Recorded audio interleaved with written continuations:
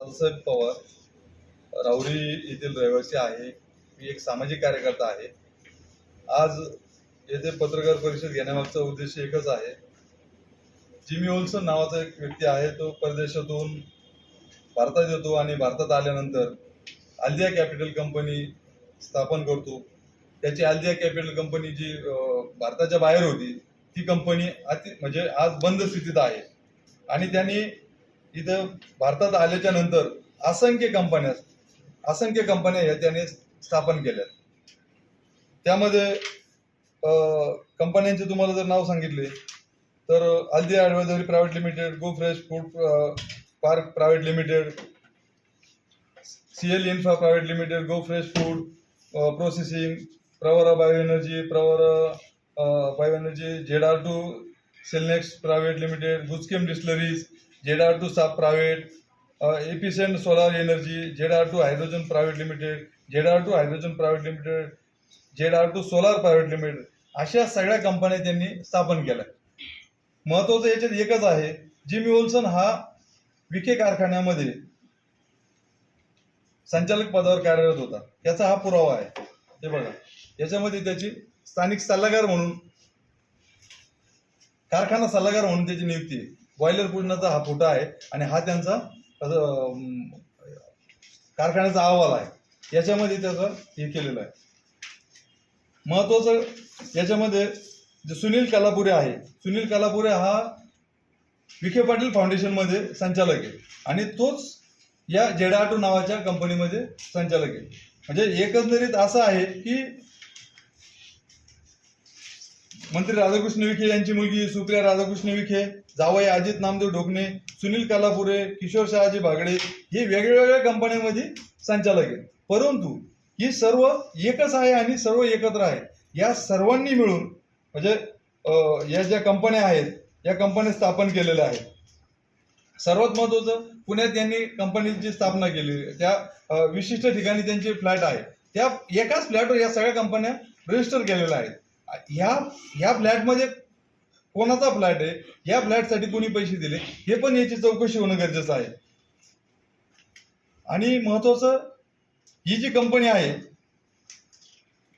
भारतातून दुबईला पैसा गेला आणि दुबईतून पैसा हा परत भारतात आला. म्हणजे यामध्ये हवाला पद्धत राबवल्याची दाट शक्यता आहे. याची चौकशी व्हायला पाहिजे. कारण यामध्ये खूप मोठ्या प्रमाणात हे झालेलं आहे. सगळ्यात महत्वाचं, आता जे एक शासनाचं JR आहे 21 जुलै 2025 JR आहे, हा या JR मध्ये 325 कोटी हे जिमी ओल्सननी त्यांना ZR2 बायोएनर्जी लिमिटेड अहमदाबाद कंपनीला म्हणजे श्युरिटी दिली. तर ही कशी दिली, हा पैसा आणला कुठून त्यांनी? म्हणजेच या जिमी ओल्सननी भारतातला पैसा भारताबाहेर नेला आणि तोच पैसा परत त्यांनी इथं भारतामध्ये आणून त्या कंपन्यांमध्ये गुंतवणूक दाखवली.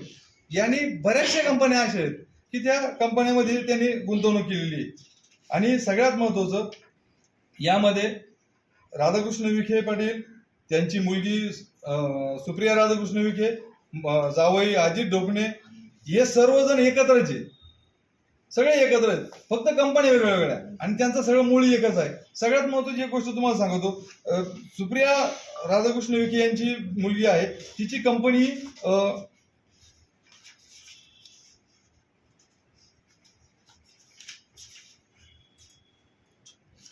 कॅव्हॉक एव्हिएशन सिम्युलेटर्स प्रायव्हेट लिमिटेड आहे ही कंपनी. आणि ह्याच कंपनीसाठी त्यांनी श्रामपूर तालुक्यातील 4000 एकर जमीन त्यांना विमान कंपनीला देण्याचा घाट घातला.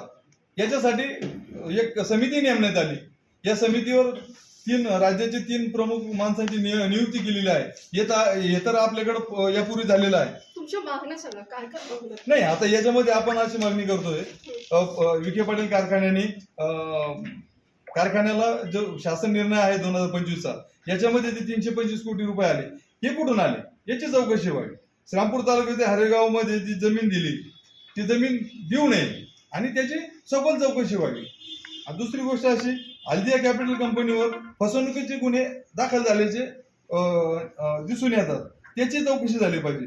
पद्मश्री विठ्ठलराव विखे पाटील हा विखे पाटील कारखान्यामध्ये जिमी ओल्सन हा काम करत असताना कारखान्यामध्ये फुल टाइम पगार नोकर होता, तो बाकीच्या कंपन्यांमध्ये संचालक कसा राहू शकतो जर तो एका ठिकाणी काम करतो? तो असंख्य कंपन्यांमध्ये संचालक आहे. या वरील सगळ्या कंपन्यांमध्ये विखे कुटुंबाचा सहभाग आहे. विशेषतः राधाकृष्ण विखे पाटील यांचा याच्यामध्ये सहभाग आहे आणि हे टाळता येणार नाही. माझी आपल्या माध्यमातून राज्याचे मुख्यमंत्री फडणवीस साहेब यांना विनंती आहे की याच्यावर तात्काळ कारवाई व्हावी, चौकशी व्हावी आणि यामध्ये कारवाई केली जावी. ओके.